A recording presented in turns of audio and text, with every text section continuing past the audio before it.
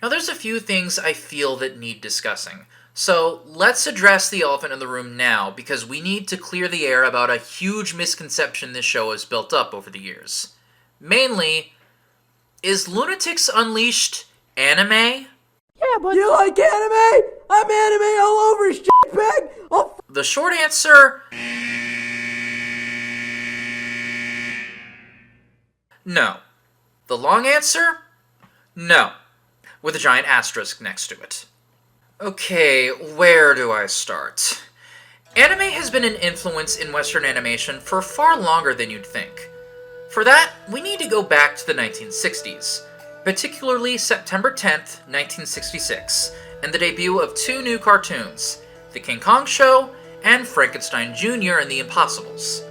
The King Kong Show, created by Rankin Bass, was the first piece of Japanese animation made specifically for the American market, with animation duties falling to Toei Animation.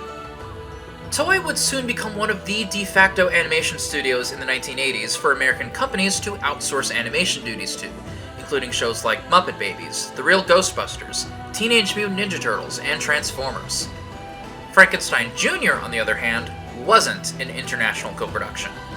But it was heavily influenced by the burgeoning giant robo genre in Japan, specifically the 1963 anime adaptation of the 1956 manga Tetsujin 28-go, or as he's commonly known as in the US, Gigantor.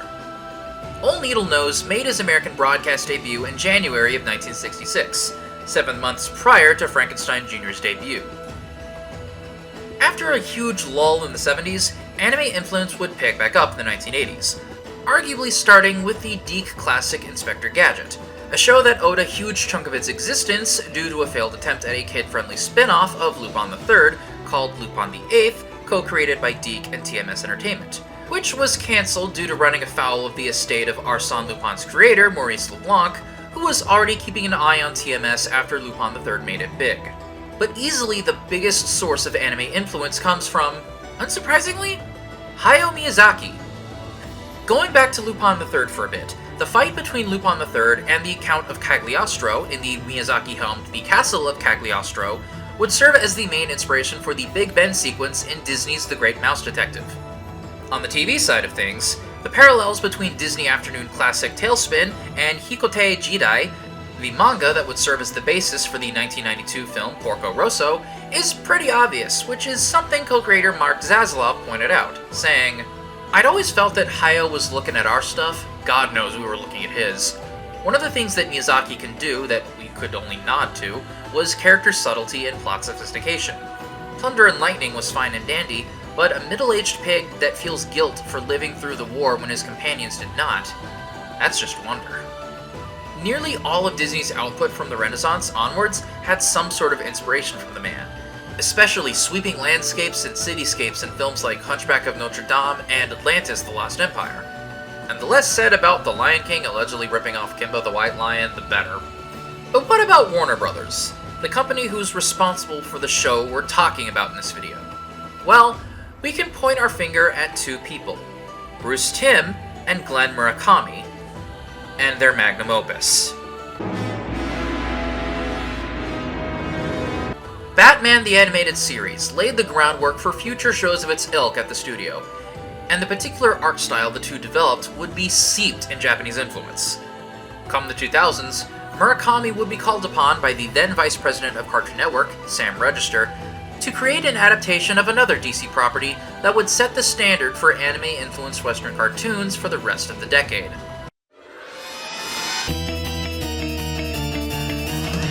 Now, for as popular as Teen Titans is today, it's important to remember that initial preconceptions about the show's new anime-inspired look was met with some significant pushback. Gee, doesn't that sound familiar?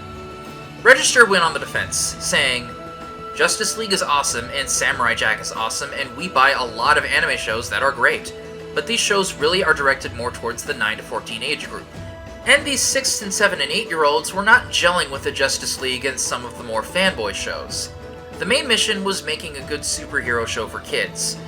Now, if the fanboys happen to like the Teen Titans also, that's great, but that was not our mission." But despite the skepticism about the more anime-inspired look, Teen Titans was a huge success. But this success came with something of a cost. As more and more anime was being imported to the US and Teen Titans adding some of that anime flair, executives started to realize that this newfangled Japanimation kids these days watch was the way forward, which led to some more blatantly obvious cases of pandering to the base. This is what led to such shows as Totally Spies, Kappa Mikey, 3 Delivery, Martin Mystery, Code Lyoko, and My Life Me flooding the airwaves.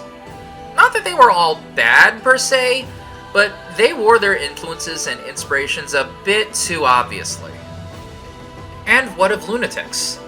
Well, despite the fact that neither Murakami nor Tim worked on Loonatics, it's clear that their particular styles were a major influence regardless, especially with the human characters. But what about actual anime? Well, this is all speculation, but there does seem to be some influences that, unlike other shows airing around the time, are more subtle and don't scream it in your face. Acmetropolis' look and feel? A dead ringer for Newport City from Ghost in the Shell. Some of the ships seen throughout the season wouldn't look that out of place in a Macross anime. But if I'm to be completely honest here, there's an influence at play here that is quite obvious once you see it. An influence that is not anime, but live action.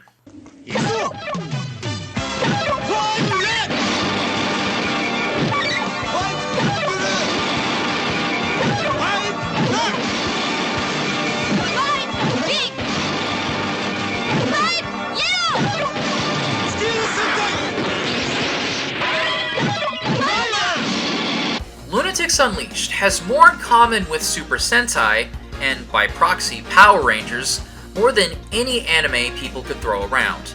A team of superheroes in color-coordinated outfits, led by a mentor figure that sends them out to fight monsters of the week, each fight with special weapons or powers, and while they don't necessarily have a giant robot to pilot, which they should have, they do have a ship, which isn't that far off from Go Ranger's Varidrin.